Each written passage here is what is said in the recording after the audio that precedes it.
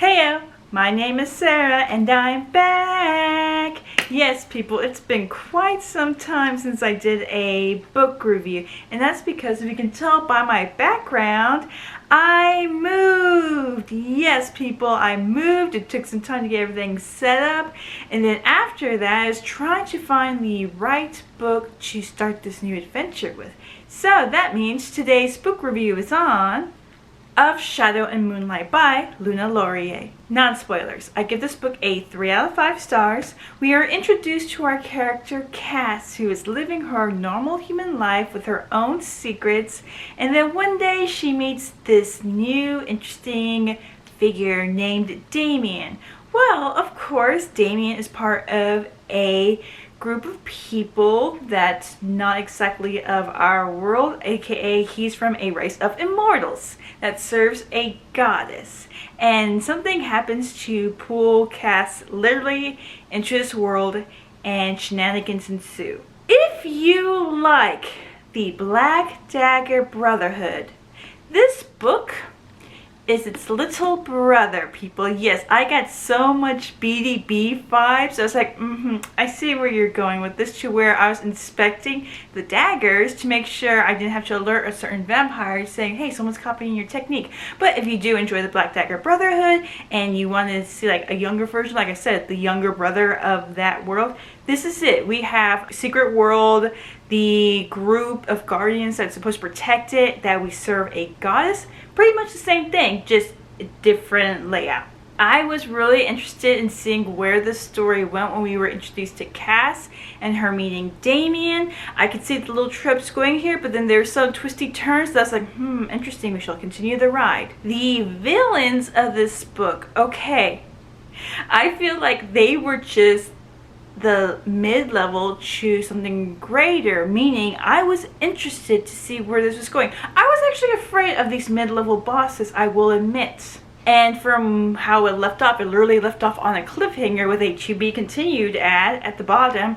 I have a feeling that things are going to be intense because, again, there are just things that we don't know about, because this is a introduction to a world. We are literally being introduced to this new world with Cass. We are getting the play-by-play, the guidebook, and when we think we have our footing, it turns out that there are more secrets out there, and we're like, what's really going on, including this great evil that was supposed to be gone a long time ago, which has returned.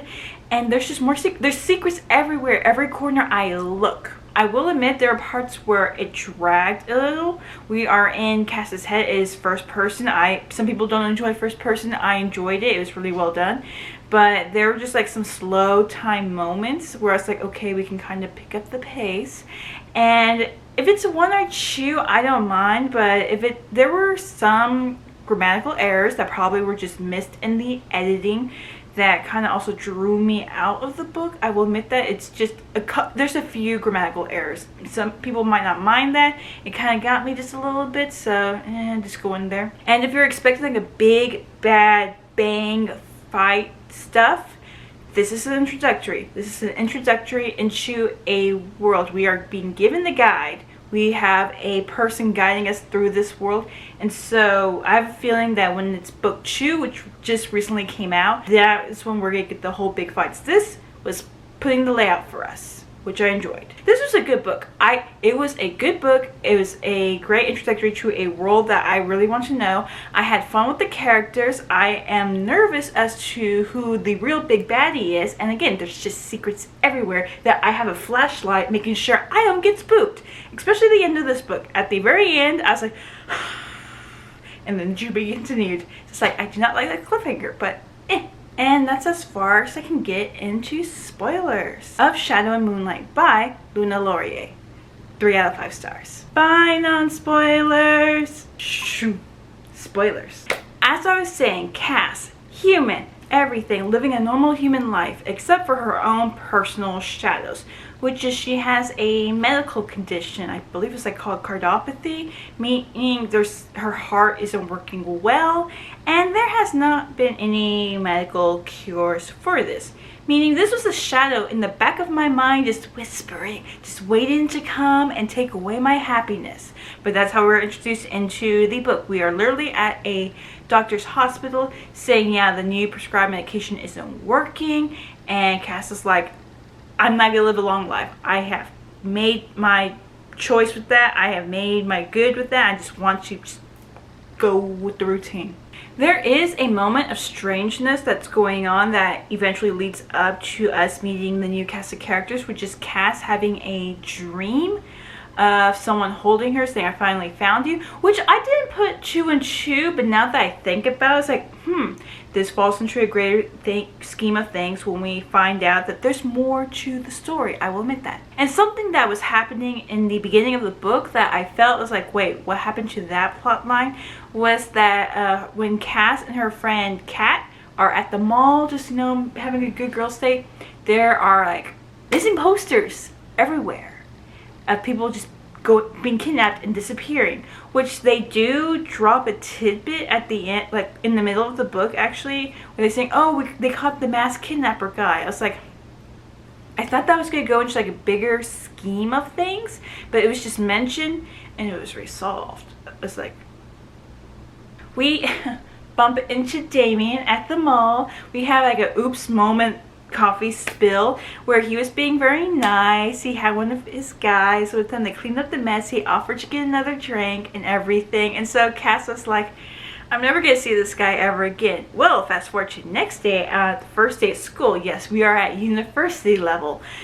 No high schoolers. Cass, she's 20, getting ready to be 21. So I appreciated that very much. No more high school drama. Let's take this to a university level. Meaning we still met Damien at university at a school setting, but it's like, I like the age rise. And through Damien, we meet the rest of his gaggle of friends. Oh my god, there was like a bunch of them. We meet Zephyr, Barrett, Cole, Vincent, Amara, and James. And they are a fun bunch, minus Amara, because she's just like looking at Cass like the simple, you're beneath me. But we get this, you know, Barrett, he's the very rambunctious kind of guy that you're like, we're gonna get in a fight and we're gonna laugh about it later. We meet Cole, who is basically the Kyoya of the bunch that kind of looks after everyone. Zephyr, he is kind of quiet, but he's also nice, and he's also inspecting things. He's the one that's like scanning perimeter, but he's also cool to hang around. James is just like a regular normal guy, fun to be around. And Vincent, very shy. I feel like he's got some rough edges around, but he can come around. And after we got to meet this huge group, which I was like kind of getting a little whiplash, that it took me a little bit to remember who was who. But after meeting this gaggle of people, classes are about to start. Meaning we have to go to class, and Cass leaves the group only to run into the one that I assume, it was correct, the antagonist, because his name is Marcus. And he wears sunglasses in buildings. So he's a bad guy. Damien was able to chase him away, and we get a little weird tension that Marcus and Damien know each other. So there's a backstory as well, but we can put Marcus off for another day. Because Damien wants to get to know Cass a little bit more, he is literally the first person to put his phone number into her phone, and he's like, you know, if you ever want to talk, like friend talk, you can call me anytime you want.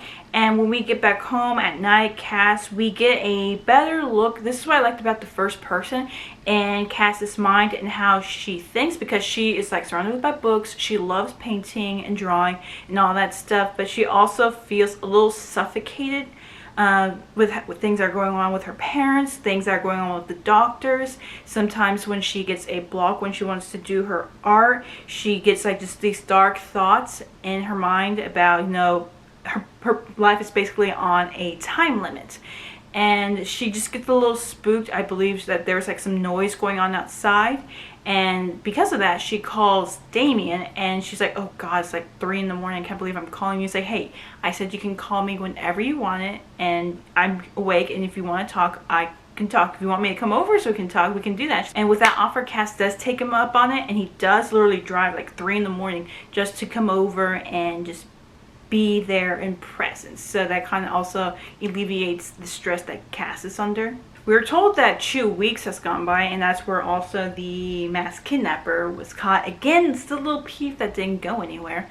And Kat and Cass are having a girls' night. They're at Kat's house, just enjoying the night, and then Cass looks out the window, sees someone running in the shadows, someone chasing after said person in the shadows, and then they get stabbed. And we call the police. And what do you know? The police don't see anything. So I was like, oh no, something shady has fallen upon our town. But what are we gonna do? Just go back to sleep. And because of that, Cass sleepwalks and wakes up at night in the middle of town with Damien fighting a weird shadow chimera monster creature that's chasing Cass. So I was like, what do we let into this town? Huh? Damien?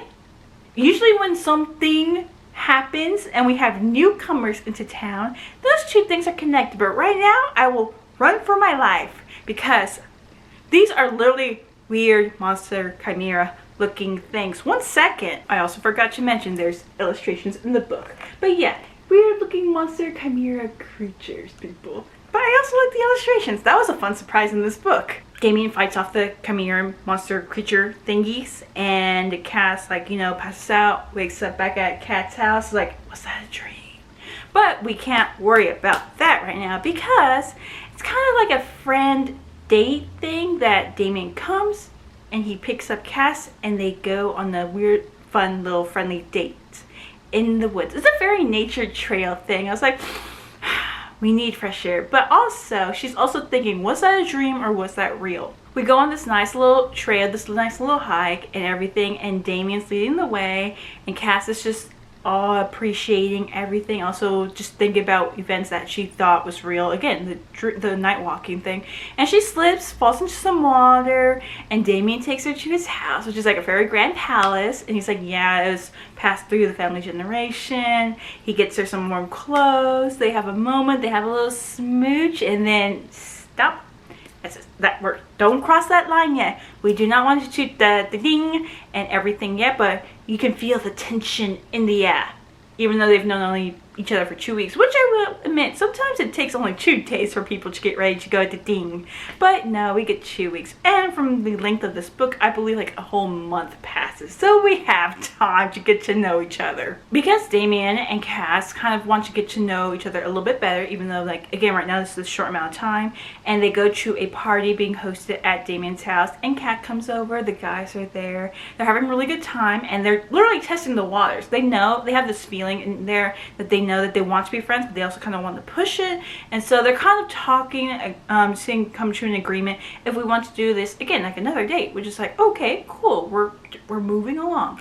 But also when Cass goes back home for the night and goes to sleep, sleepwalking happens again, and we are in a battle with these creatures, which we find out are actually called darklings. Not that darkling, but again, horrific, monstrous creatures called darklings that Damien and the guys are at war with. They are fighting these creatures. And another thing that makes them scary is like they look like this at night, but when we get better information on them, it turns out that they look like normal people during the day. So we have no clue who the enemy is. That's a scary thing to think about. The boys kind of don't want Cass to know about what's going on, so they say just erase her memories and let her be a human.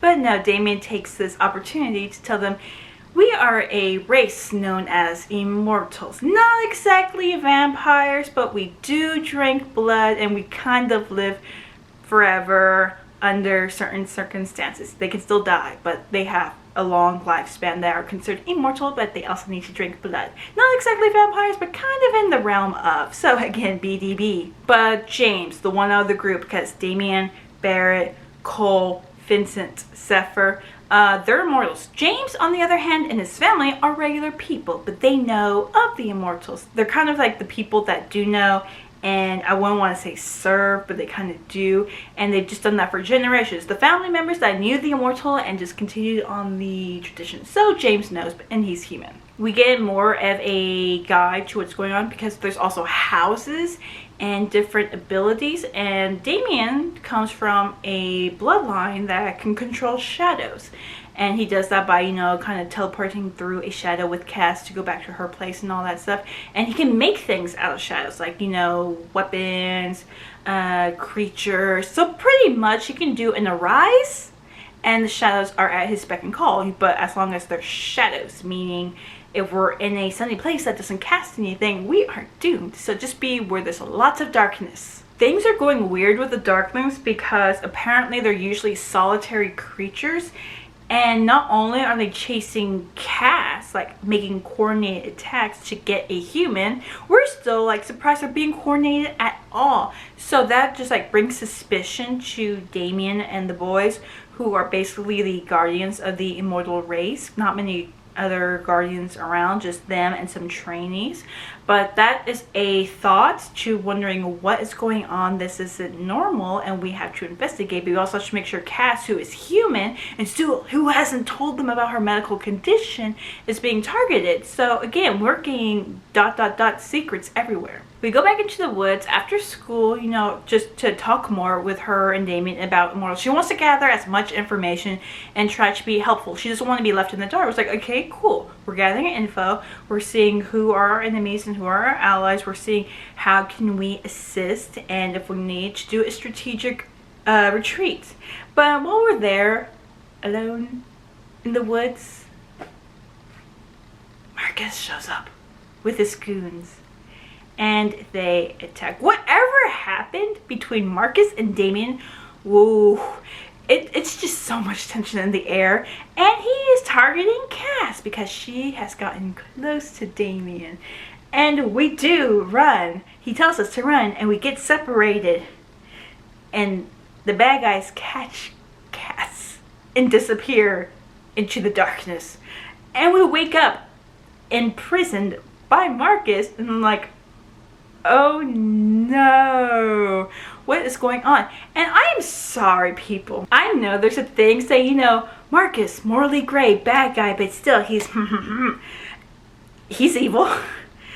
When we find out why he's doing his things, I'm like, is that even a good excuse to do things? Because I'm ready to get a hockey stick and just beat the crap out of him. But when he calls Cass Little Songbird, I'm like, no. That is a direct violation, because unless you sound like this, you don't have the right to call anyone Little Songbird. Hey, Little Songbird, give me a song. If you don't sound like that, you do not get to say Little Songbird. I am mad. I am so mad. Cass is holding out hope that Damien will find her, because apparently we find out that Marcus' ability is to get into mind. He has mind tricks, which I sometimes forget is a very powerful and scary ability. He can literally get in there, destroy, and manipulate, and we wouldn't be the wiser. And then he knows about Cass's heart problem. And we're like, first of all, how did he know that? And he finds her medicine. She keeps medicine on her. And he said, it would be a problem if something happened and someone walks in, and Marcus says basically this guy has an ability to control the bodily function, like blood, organs, meaning he can prevent Cass's heart from giving out and keeping her from dying. And who is it? Who is this one with this special ability that we eventually learned told no one that he had? Cole. Cole was working for Marcus this whole time. And I was like, wait a second. And I remembered something that Damien mentioned earlier, I had to flip through the pages to make sure I wasn't imagining it. Cole's parents died in a Darkling attack when he was young, and Damien took him under his wing. He trained him. They are best friends. He looked after him his whole entire life when he was young, and he has such a close relationship with Damien, and now he's actually a double agent. He's been working for Marcus this whole time. I was like, no! But then another thought popped into my mind. I realized I can never trust a character named Cole because of a certain TV show that just messed me up for my life, and I realized, why did I realize a character named Cole was bad? Because of this show.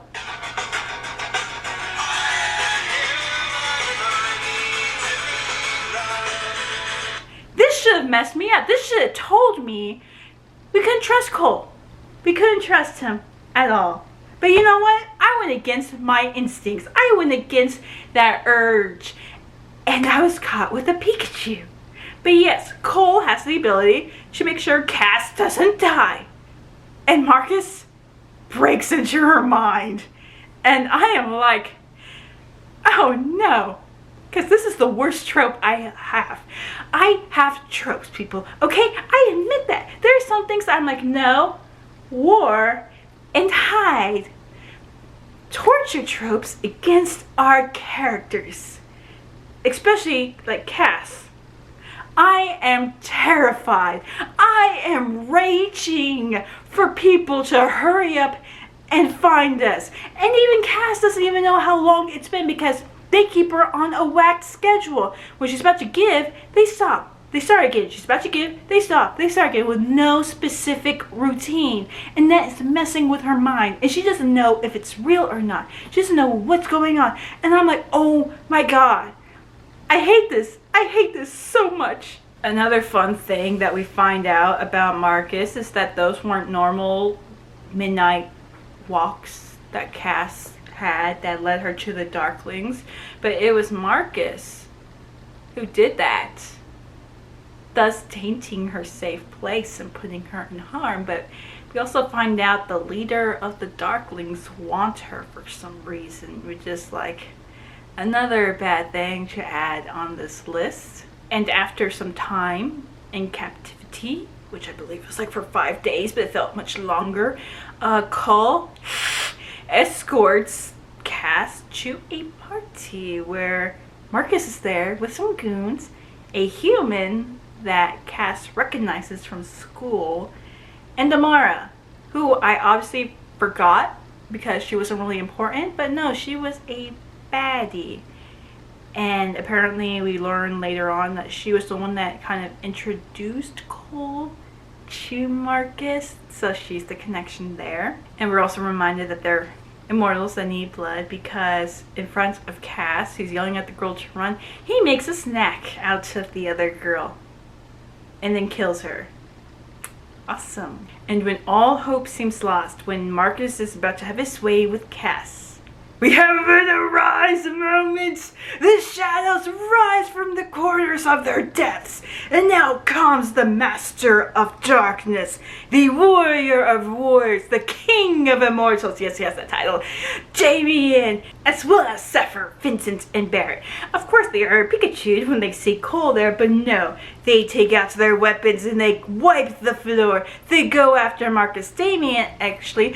And when he's about to get the upper hand, Cole grabs Cass to distract them long enough for Marcus to escape. And everyone is surprised when they see Cole betrayed them. But either way, they capture Cole. They rescue Cass, who is begging Damien to make sure that this is real, which he confirms. Yes, I am here. We have been searching for you. You are safe. And I'm like,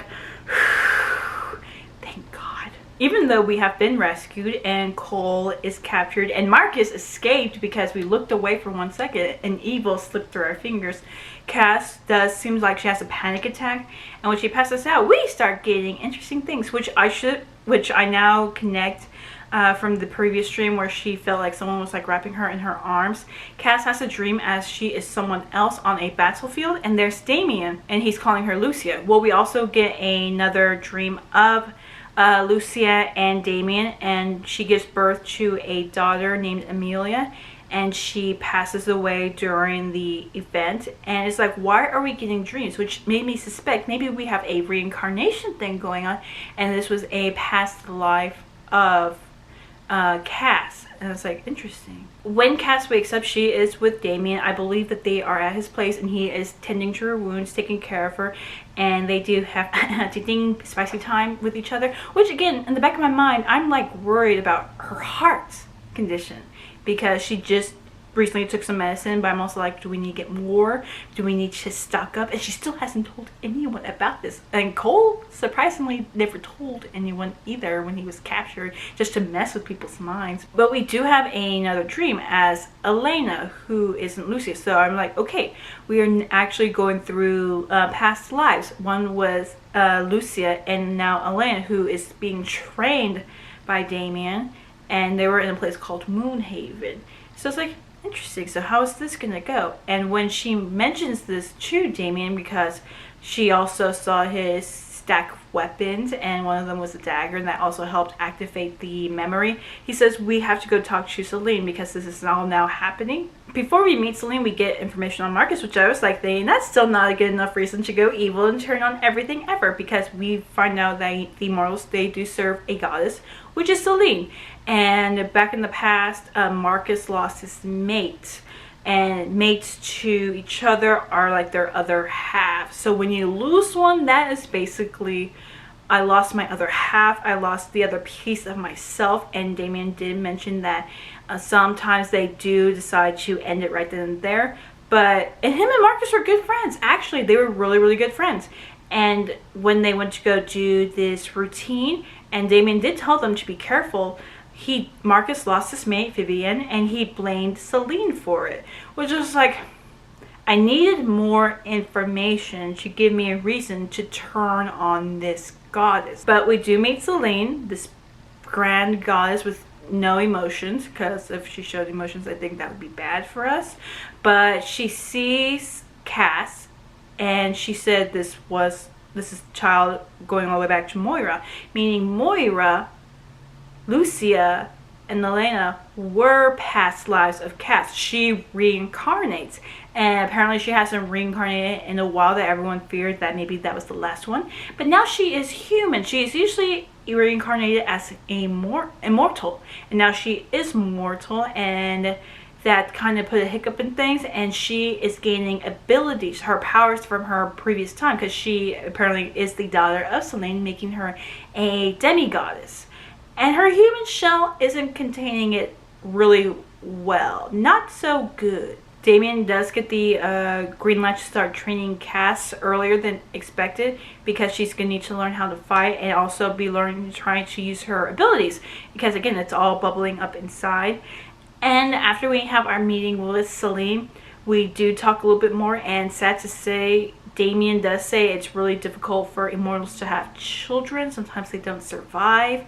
And that's when we find out that their daughter together, Amelia, didn't make it. So I was like sad. I wanted to see if her daughter did make it, and she got to see her mom later on, but that didn't work. We begin our training on Cole, who blames Cass through her mom for the death of his parents.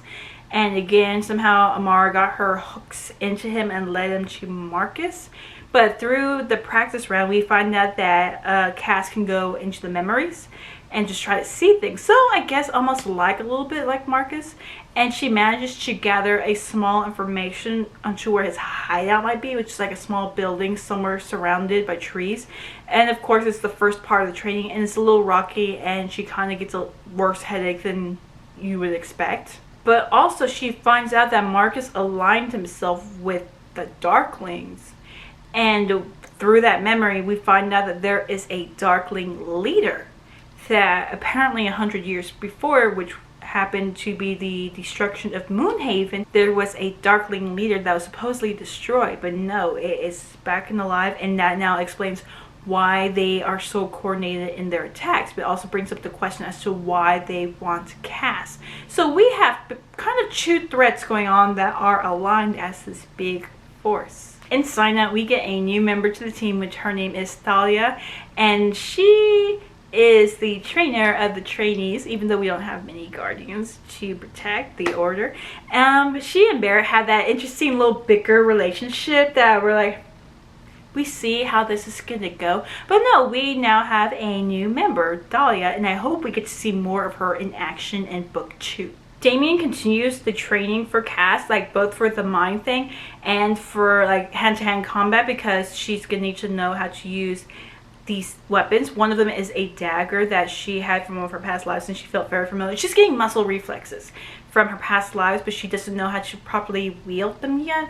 So we're going through these kind of training arcs, as well as trying to push how far she can go in her memories, which Damien is like, maybe we should take a step back, because you are kind of technically human, mortal, and if you were immortal, we could have gone past the bounds, but no, I don't want you to get hurt. And one of these fine examples is when she was testing with Damien, she saw a past life of Moira through his eyes when there was like a ball or something, and it kind of recoiled, and Damien's like, okay, we need to stop right now. But while Damien is out on patrol looking for Marcus and also hunting the Darklings, Cass at night by herself, worried about Damien, she decides, maybe I can gather more information from my past life. So very carefully she goes into Lucia's memory to find any clues, and through that we also get a mention of Matthias's daughter. And so after Damien does come back, we do ask, we don't linger very much on that, like in the back of our minds, like maybe should I or maybe I shouldn't tell him. We do straight up ask Damien, like, I was very careful though, but who is Matthias and who is his daughter?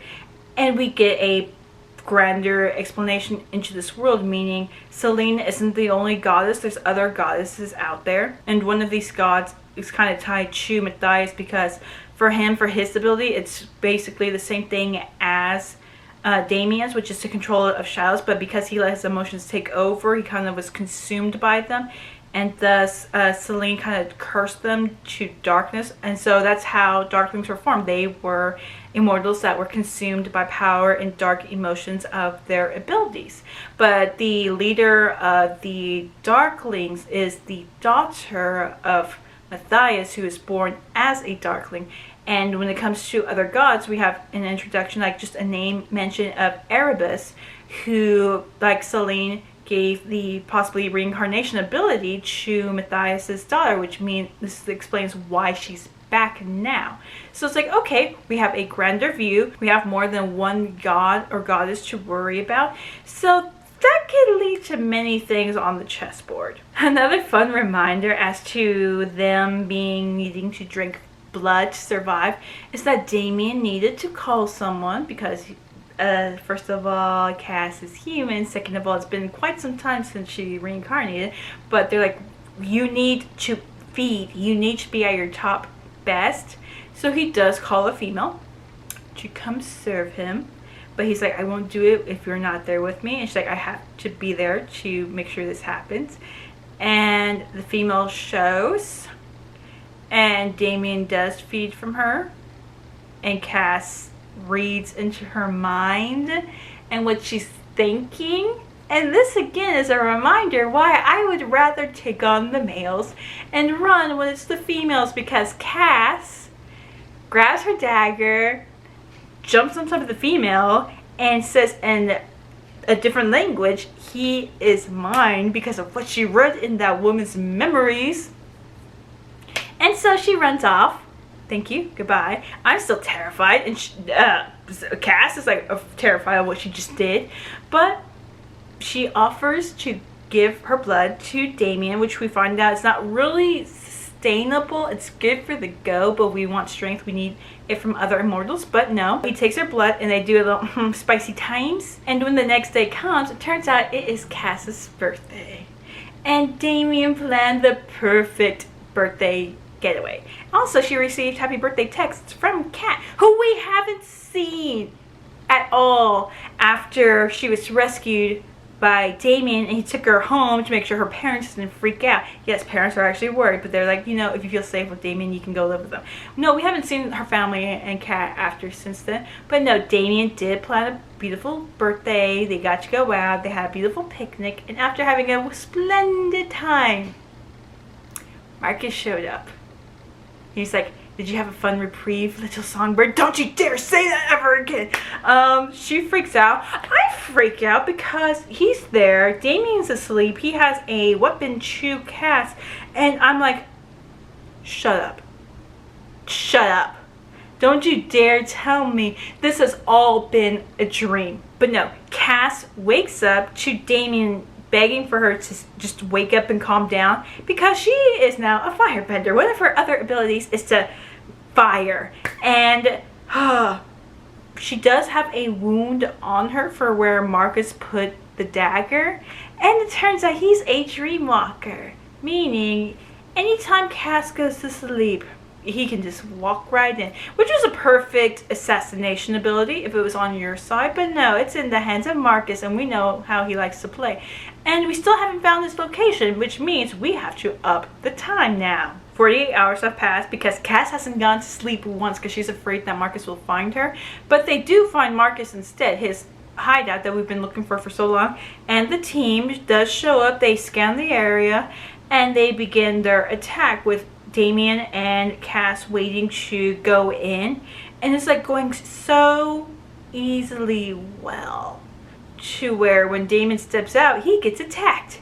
And Cass gets attacked from behind. And it's a trap! This was planned this whole time.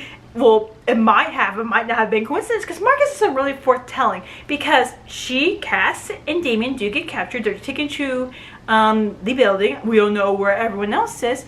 And Marcus is there. And Cass, this whole time, after being held by Marcus, has been having these dark thoughts, these dark emotions that weren't really her, and she felt like they were made by what Marcus did to her. Well, it's kind of like feeding into her doubts, telling her to do all these terrible things, and they kind of get worse when Marcus realizes, oh, well, I can torture him. Damien, who is still unconscious because he got hit in the head with a hard bat. And, of course, that's making Cass freak out. And when Marcus comes over to, like, inspect her, he's like, wow, you really are Moira's reincarnation. And he starts shouting out to Eris and Melantha. And I was like, okay, other big baddies. And when Marcus is pulled away and a henchman is left to watch them, Cass does use her mind ability, her Jedi abilities, and manages to get the bad guy to set her free, and she knocks him out. And we do get Damien up once he wakes up, and he's like, are you sure you heard those names? Because apparently Melantha is the name of the Darkling leader, and the big plan was to convert Cass, who is mortal, and turn her into a Darkling, because apparently if you get bit by a Darkling, you have a small chance of getting the venom out. And some immortals have tried that, but if it doesn't go right, then both parties can be turned. And since Cass was mortal, it would have been easy to turn her and have her on the side of evil with all of her demigoddess abilities coming back. And apparently Eris, of course, I should have known the name, was the goddess of chaos and discord, and she liked causing trouble. So maybe that's how she, the goddess, and the Darkling leader are working with Marcus against Selene. And I don't know why Selene has a bunch of haters and everything, but they don't like her and they want to destroy the race that she created. So I have a feeling we're going to have to talk to her about certain things. We start winding things down with a big fight in the building with Marcus and his minions. And we also realize that the floor is kind of sleek with a smell. And when Marcus is fighting Damien, he's like, now, and one of his minions throws a lighter, and that was oil on the ground. And everything goes whoosh with fire, and Cass gets split, like the sea of rage just parts through there, it's blocking them off, and she can't get free. Damien's fighting the bad guys, he's fighting Marcus, and everything's just going into chaos. And those dark thoughts that happened ever since she was held prisoner by Marcus, start yelling raging, demanding, whispering to Cass just to give in. And she's like, to save Damien, I will do it. And then her body absorbs the fire. She becomes a little firebender with great, beautiful, fiery light coming from her. She absorbed it all, and that means she has to redirect it. And giving into those negative emotions, she's like, burn him, kill him. She squares off against Marcus, and because she used her mind thing, she told him to stop, and he can't move. So she puts her hand on him, and she is getting ready to send everything in there. She's hearing those thoughts like, kill him, kill him, kill him. And I was like, those were Marcus speaking, I believe. It could have been her dark emotions that were just like she never felt before. But when something bad happens to me, you just get those dark feelings, and it's like you just want to just do that stuff to make the pain stop. But it feels like Marcus was also telling her just to kill, kill, kill, because the moment she puts that energy in him, she hears, thank you. And then he just incinerates into ash, an agonizing, painful death. Of course, afterwards, all those negativity emotions comes back and just makes Cass feel horrible. But also the thought, why would Marcus say thank you, making me believe he wanted to die? But if he did, if he knew he wanted to die, why did he go through all of this? Every single thing, if he just wanted this ending. He could have done it different ways, meaning it's like, my brain just can't compute after going through all this. He just wanted to die. He could have done other ways to do this, but why do all these steps by joining with the Darkling leader and this god Eris? Also, he found out about the Darkling leader through Cole's memories when he met him, meaning maybe Cole was the one that introduced him to the Darkling leader. I don't know. Many questions. Just going back to Marcus, like thinking maybe we could find another way to die. But it just like wrecks Cass. Now, 3 days passed. She really hasn't really eaten much. She's just in these dark turmoil emotions. She feels this guilt and everything, believing that even if he was the enemy, Marcus didn't deserve to go out like that. But eventually she just like has to come out of her shell. And she goes to go see Damien, who's kind of just been wanting to give her space because he feared that if he kind of like, got too closer, it would make her shut down. And so he just wanted to give her space. And he's basically saying, it wasn't your fault. Marcus just did all these horrible things. It was going to happen sooner or later, but I feel sorry that, you had to do it, but don't blame yourself for this. And, she says, I love you. He says, I love her back. They try to have a little moment on the couch. Again, in the back of my mind, I'm surprised her heart hasn't given out when everyone runs in the room. And the continued moment happens because Cole escaped.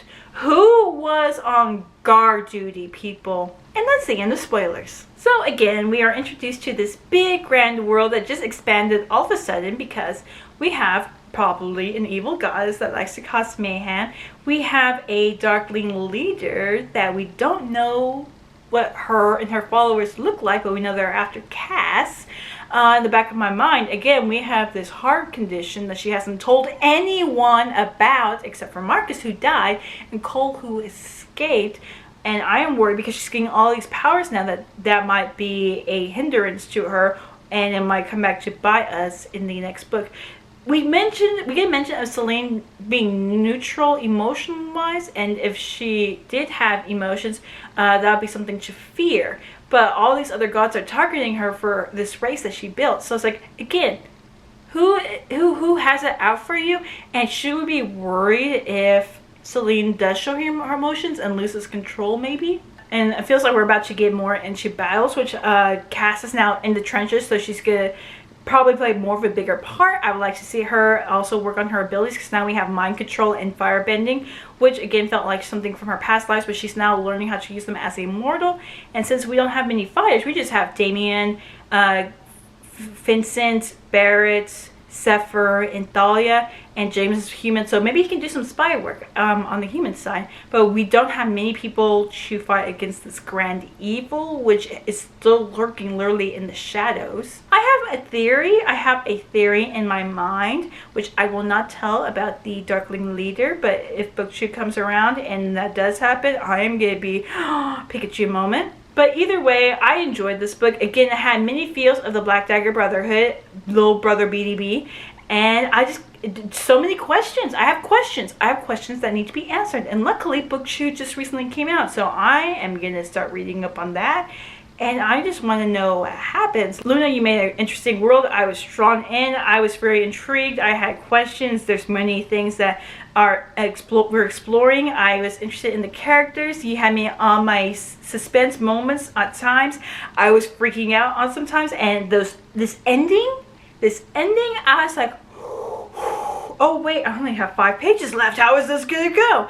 And I am just waiting to see who plays the cards in the next book. Okay, I enjoyed it. I loved it. It had some of my favorite things in there. There's some of the things that were giving me heart attacks. I just can't wait to see what happens in book 2. And yeah, Of Shadow and Moonlight by Luna Laurier. 3 out of 5 stars. My name is Sarah, and